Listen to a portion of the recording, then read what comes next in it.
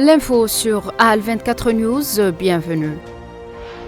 Les Nations Unies ont mis en garde contre la poursuite du déplacement forcé des Palestiniens en Cisjordanie occupée, qui a atteint des niveaux élevés dans un contexte marqué par une recrudescence des violences des colons sionistes et des opérations de démolition, indiquant que plus de 900 Palestiniens ont été contraints de quitter leur habitation depuis le début de l'année 2026.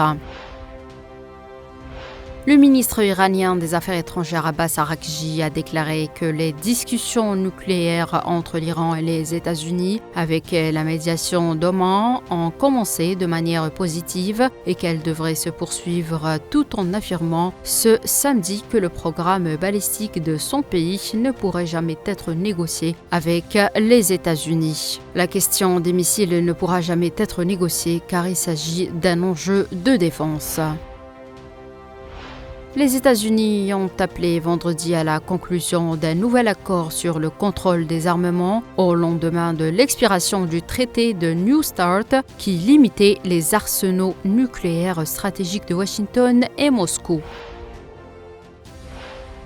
Le parquet français anticriminalité a annoncé hier l'inculpation de 4 personnes à Paris et l'extradition en cours ou à venir de 4 autres depuis la Roumanie à la suite du démantèlement d'un vaste réseau de blanchiment.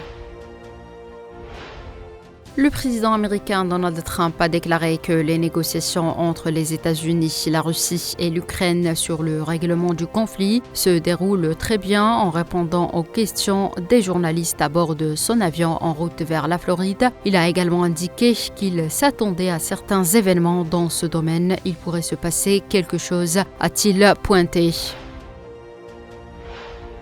Le secrétaire général des Nations Unies, Antonio Guterres, a condamné dans les termes les plus fermes l'attentat commis vendredi contre une mosquée dans la capitale pakistanaise, Islamabad, ayant fait une trentaine de morts. C'est la fin de ce point de l'actualité internationale. Merci de l'avoir suivi.